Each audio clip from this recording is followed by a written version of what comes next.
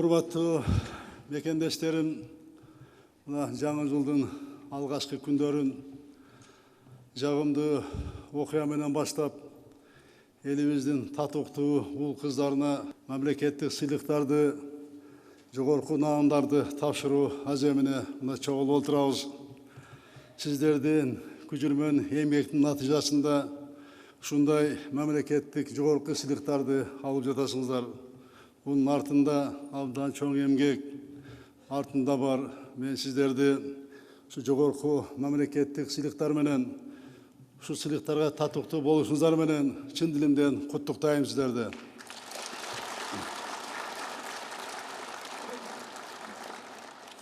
Өткөн жылды татыктуу узатып, 2020 жылга карата жакшы максаттарды койдук. Жаңы милдеттерибизди аныктадык.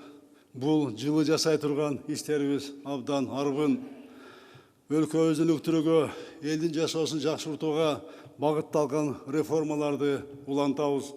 Элечерин өнүктүрүүнү, өлкөнү санариптештирүүнү, соттук укуктуу реформаны ишке ашырууну, коррупция менен күрөшүүнү артыкчылыктуу багыт бойдон кармайбыз. Аларга кошумча быйыл балдарды коргоо жылына өзгөчө көңүл бурабыз. Балдарда эстейлик камкордук алган, кары картаңдарды урматсый менен мамиле кылган ыймандуу коом гана өз өлкөсүнүн жаркын келечегин жарата алат. Ата бабаларыбыз улуун урматтаган, жетим жесирди камкордук алган, боорукердиктин негизги жаш эрежеси катары кабылдаган нарктуу коом куруп кетишкен. Тилекке каршы азыркы доордо зомбулук күчөп, кары картаң балдар кароосуз калган учурлар көбөйдү. Ошондуктан балдарды колдоо жылы деп жарыяладык. Максатыбыз нукура улуттук баалыктарыбызды сактап калууга, бекемдөөгө жапырт киришүү, экономиканы көтөрүү, элдин жашоо шартын оңдоо негизги милдетибиз бойдон кала берет. Алдыга койгон максаттарга жетүү үчүн сиздердей эмгекчи жарандарыбыз, мекенчил жаштарыбыз көп болушу зарыл. Игиликтин ээси болуу үчүн журтубуздун биримдигин, улуттар аралык ынтымактын сакталышы эң башкы зарыл фактор. Сиздердей эмгек адамдардын жардамы мамлекет үчүн чоң мааниге ээ. Сиздер, урматтуу мекендештерим, мамлекет демилгелеген реформаларды, келечекке багытталган өзгөрүүлөрдү колдоп жатасыздар. Учурдан пайдаланып, сиздерге чын ниетимден ыраазычылык билдирем. Сиздер эмгекчилдик, мекенчилдик сапаттарыңар менен коомдогу кадыр баркка урматтоого жеттиңиздер. Мамлекеттик сыйлыктарды ыйгар үчүн биз коомчулуктун, эмгек жааматтардын оюн эске алдык. Бүгүн сиздерге эл арасында абийир таап, өлкөнүн өнүгүүсүнө мыкты салым кошуп жаткан мекендештерибизге сыйлык тапшырып жатканыбызга биз абдан кубанычтабыз. Сыйлык алып жаткан инсандарыбыздын арасында Тажыбаев, Айдыбаев аксакалыбыз кичине сыркоолоп ооруп келбей калыптыр. Жакшы болуп кетсин, Кудайым колдосун аксакалыбызды. Айтматова Роза эжебиз, Актанов Табылды аксакалыбыз жана Босмонов өскөн агабыз бар экенин аларды урматтоо менен белгилеп кетким келет. Абдыбаев, Тажыбаевди билесиздер, бүт эмгек жолун бул Кыргызстандын экономикасын көтөрүүгө арнады аксакалыбыз. Бир катар райондор жетектеп, элечени өнүктүрүүгө эбегейсиз зор салым кошту. Эл арасында кадыр баркы бийик ардагер катары, ардактуу эс алда болсо дагы журтубуздун ынтымагын чыңдоого өзүнүн салымы мына кошуп келе жатат. Роза Торакуловна мына мектептин мугалими, институттун окутуучусу катары көптөгөн мына жаштарды тарбиялады. Эне катары, адис катары жаштарды колдоо багытында тынбай иштеп, ополтоодо эмгек өтөдү. Жаштардын насаатчысы катары кылган эмгеги коомдун мактоосун арзыды. Кыргызстандын күчтүү жарандык коомдун түтөлүшүнө өзүнүн барандуу салымын кошту. Эми билесиздер, улутубуздун сыймыгы Чыңгыз Төрөкуловдун бир тууганы, атанын татыктуу кызы мына өзүнүн ак эмгеги менен, эмгекчилдиги менен жұрт арасында қадір барқа ие. Мына мемлекетіміздің өнігісіне дағы мына талықпай өз салымы мына қосып келе жатады. Аны жұртымыз бардығы біледі. Қол шағып қойыңыздар. Тавалды Ақтанович мына көп жылдардан бері театр тармағына еңбек сіңіріп, маданияттың көйгөйлері менен жашап келеді. Комузчу, обончу, режиссер, драматург, театр жана кино актері қатары еліміздің құпылына толған шығармашылық инсан. Профессор Осмонов Өскөн улуу мундун өкүлдөрү жөнгүлө көп жылдардан бери үзүрлүү эмгек өтөдү. Студенттердин бир канчаларын окутуу, турмуш жолуна узатты, илимдин кандидаттарын, докторлорун даярдады. Өзгөчө белгилей кетүүчү жагдай кыргыз тарыхый жүзүндөгү чоң салым кошту. Тарых сабагы боюнча мектеп окуучулары үчүн окуу китептеринин автору. Бул урматтуу инсандарыбыз өзүнүн эмгекчилдиги, эл жерине өтөгөн таза кызмат аркылуу Манас орденине татыктуу болушту. Телережиссура тармагына көп жылдар бою жемиштүү иштеп, оңдогон даректүү фильмдерди жараткан эмгек үчүн жаш кадрларды даярдоого кошкон чоң салым эске алынып, Сутенова Байма даңк ордени менен сыйланды. Байма Жапарова кыргыз журтчулугуна абдан таанылуу инсан. Анын кыргыз телевизиясы өнүктүрүүсүнө кошкон салымын журтубуз, коомчулугубуз жакшы билет. Рахмат сизге. Сизди эл урматтайт. Урматтуу салтанаттын катышчылары, таланты менен, чыгармачылыгы менен элдин купулуна толгон мыкты маданият ишмерлери да арабызда олтурушат. Алардын арасында Кыргыз Республикасынын эл артисти, эл жазуучусу деген бийик наамга татыктуу болушкан таланттуу ишмерлер бар. Белгилүү Майрам Дүйшекееваны, балерина Айзада Тумакованы, актер жана режиссер Эгемберди Чалабаевди, режиссер Алтынбек Максутовду жана жазуучу Абдылда Шаршеналыны барыңыздар таанысыздар. Элдик музыкалык аспаптарды жасап, аларды кайрадан жаңыртып, эл аралык аренага алып чыгып, улуттук маданиятыбызга чоң салып кошуп жаткан уникалдуу уста композитор Нурланбек Нышанов да эл артисти наамын алып жатканы баарыбыз тең кубандырат деп ойлойм. Ал эми Кыргыз Республикасынын эмгек сиңирген артисти наамы ыйгарылгандардын ичине элет жеринде эмгектенген белгилүү комузчулар Токтомурат Осмоналиев жана Намазбек Шеркулов мына кирди. Бул талантты эки адамыбыз комуз өнөрүн жаштарыбызга жеткирүүдө жана эл аралык деңгээлде даңызалоодо чоң эмгек жасашты. Эл ичи өнөр кенчи деп бекеринен айтылбайт. Ошондо өнөрлүү мекендештерибиздин бири Кенжеева Айымкан Чүй облусунун Сокулук районунун тургуну, Аксаамай фольклордук ансамблинин көркөм жетекчиси, улуттук маданияттын талыкпаган күйөрманы. Айымкан Кенжеевнага Кыргыз Республикасынын маданиятына эмгек сиңирген кызматкерлигин наам ыйгарылды. Наш аксакал Алибегашвили, опытный специалист, хороший руководитель, отличный наставник. Велика его заслуга в строительстве дорог, мостов, каналов и транспортных коридоров.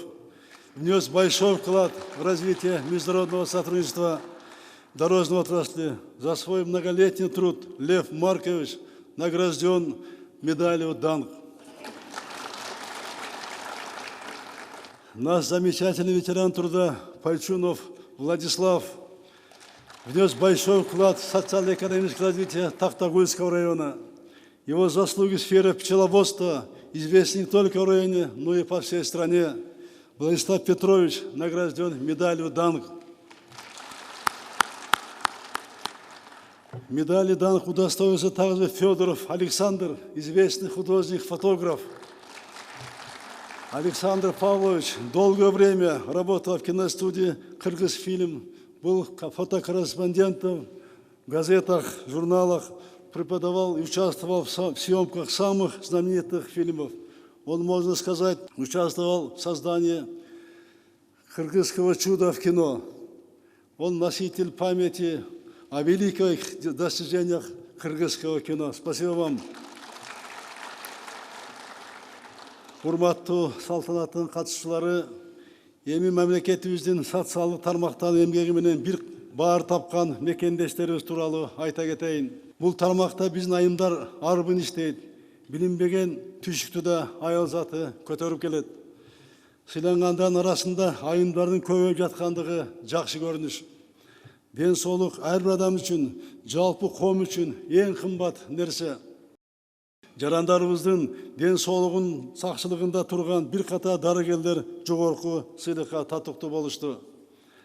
Уважаемые друзья, среди медиков я должен назвать замечательного врача. Это заведующий отделением Национального фтизиатрического центра Жданова Елена Васильевна. Она патриот своей страны, остается верной своей сложной, иногда опасной для здоровья, но любимой профессии. Сочетает лечение дела с научной работой. Является автором многих научных статей и методических приложений. Она успешно внедряет сейчас новые подходы в электронном здравоохранении. Елена Васильевна удостоена звания «Заслуженный врач Кыргызской Республики». Сыйланган дарыгерлердин арасында Кубатбеков Алмазбек бар. Бишкек травматология жана ортопедия илим изилдөө борборунун директорунун орун басары болуп эмгектенет. Ал Кыргыз Республикасынын Арда грамотасы менен сыйланды. Учурдан пайдаланып, жалпы эле ак ниети менен кызмат кылып аткан ак халатчан дарыгерлерибизге, калкыбыздын ден соолугун сакчыларына жасап аткан иштери үчүн терең ыраазычылык билдирип кетем. Урматтуу сыйлык ээлери, биздин келечегибиз ыймандуу, билимдүү жаштарыбыз. Балдарыбызга сапаттуу билим, татыктуу тарбия берип жаткан мугалимдерибиз терең урматка ээ. Биз мыкты мугалимдерди ар дайым сыйлайбыз, сыймыктанабыз. Элет жеринде эмгектенип, сапаттуу билим берген мугалимдерге өзгөчө алкышыбызды айтабыз. Мисалы, Жанузакова Ибадат Шакиевна, Токтол районундагы Бөкөнбаев атындагы мектептин башталгыч класстарынын мугалими. Ал бардык күч аракетин, билимин, бай тажрыйбасын жаш балдарды тарбиялоого жумшап келүүдө. Ибадат Шакиевнанын ар бир окуучунун психологиялык өзгөчөлүктөрүн эске алган иш тажрыйбалары райондук, областтык деңгээлге жайылтылган. Өзүнүн автордук программасын түзүп, үзүлүү эмгектенип жатканын мен Токтоолго барып, өзүм көзүм менен көрүп келдим. Элеттик мугалим эжебиз эмгек сиңирген мугалим наамына татыктуу болду. Кол чаап коюңуздар. Ал эми Стаханов Токтожума Мадиевич Жумгал районундагы Кызыл Октябрь орто мектебинин башталгыч класстарынын мугалим болуп иштейт. Талыкпас эмгегинин натыйжасында бир катар кароо сынактарга катышып, байгели орундарга ээ болгон. Тоолуу айылдагы мектептин мугалим кесиптеши арасынан суурулуп чыгып, мына өз эмгеги менен ушундай наамга татыктуу болуп атат. Эмгек сиңирген мугалим ардак наамын алып жаткан дагы бир инсаныбыз Бардагүл Качканакова. Бардагүл Дүйшөнова Таластагы Отунбаев орто мектебинин мугалими. Окуучуларга билим берүүдө ар бир окуучунун жөндөмүн эске алып, сапаттуу сабак берет. Ал директор болуп иштеген учурда Манас районундагы Кызыл Жылыз орто мектеби облуста биринчи орунда турган. Жыл сайын 3-4 окуучу мектепти артыштык менен бүтүрүшкөн, республикалык олимпиадаларга катышкан. Бардагүл Дүйшөновдун чыгармачылык менен иш алып барган тажрыйбалары белгилүү. Айтып кетишим керек, улуу жазуучубуз Чыңгыз Төрөкулович Айтматовдун калем менен бүт дүйнөгө таанылган биринчи мугалим Дүйшөнкул агайыбыздын кызы болот деп айтып койсом туура болот деп ойлойм. Кол чаап коюңуздар. Урматтуу мекендештерим, элдик кол өнөрчүлүктү кайра өнүктүрүп жаткан адамдарыбызды белгилеп кетким келет. Кыргыз кол өнөрчүлөрүнүн 100дөн ашык буюмдарын эл аралык сапат сертификатына жеткирип, дүниелік рынокқа шығарған Динара Чочумбаеваны даңқ медалі менен мына сыйланды. Рахмат сізге. Заманбап киіз бұйымдарын жасауға, өзгөчө ақ қалпақты жана ак элечекти жасоого өнөрүн өнүктүрүүгө кошкон зор салым үчүн Айдай Асанкулова Кыргыз Республикасынын ардак грамотасына татыктуу болду. Ардак грамотага ээ болуп жаткан дагы бир инсаныбыз Сабира Солтонгелдиева ЮНЕСКО иштери боюнча улуттук комиссиябыздын жооптуу катчысы. Бул үч инсаныбыз ак калпак, божуй, ала кийиз, шырдак жаш өнөрлөрүн ЮНЕСКОнун материалдык эмес мурастарынын тизмелерине киргизүүгө чоң салым кошушту. Рахмат сиздерге. Урматтуу салтанаттын катышчылары, аймактары жана жалпы эле республикабыздын экономикасын өнүктүрүүгө чоң салым кошуп жаткан инсандарыбыз жана ишканалар да сыйлыктарга татыктуу болушту. Ысык Көл облусунун Кара Көз шаарында бир айыл, бир продукт коомдук бирикмеси жана Бишкек шаарында Данагра азыктары жоопкерчилиги чектелген коому Кыргыз Республикасынын ардак грамотасына татыктуу болушту. Бишкек шаарынын Алма мода тигүү ишканасынын директору Субанова Алымкан, мамлекеттик материалдык резервдер фондунун лаборатория башчысы Сариева Роза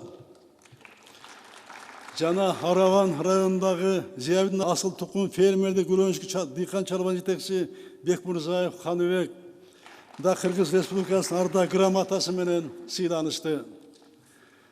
Урматтуу сыйлык ээлери, сиздердин ар бириңердин атыңарды атап өзгөчө белгилей турган инсансыздар. Эл арасында кадыр баркка ээ болгон мекендештерим, баарыңыздарды мамлекет сыйлык жана жогорку наамдарыңыздар менен дагы бир рет чын дилимден куттуктайм. Сиздер сыяктуу эмгекчил, ак ниет мекендештерибиз армын болсо өлкөбүз өнүгүп өсөт. Сиздерге бекем ден соолук, бакты таалай, ийгиликтерди жана жакшылыктарды каалайм. Эл журтубуз Кыргызстан үчүн талыкпай эмгектене бериңиздер. Элибизде дайыма тынчтык болсун. Жергебизде ар дайым биримдик, элибизде ынтымакчылык, жакшылыктар, ийгиликтер элибизде ар дайым коштоп жүрсүн. Сүйүктүү Кыргызстаныбызда ар дайым Кыргызстаныбызды Кудайым колдоп, алдыга жылып өнүгүп өсө берсин. Сиздерге чоң рахмат. Эми сыйлык тапшыруу аземине өтөлү. Рахмат сиздерге.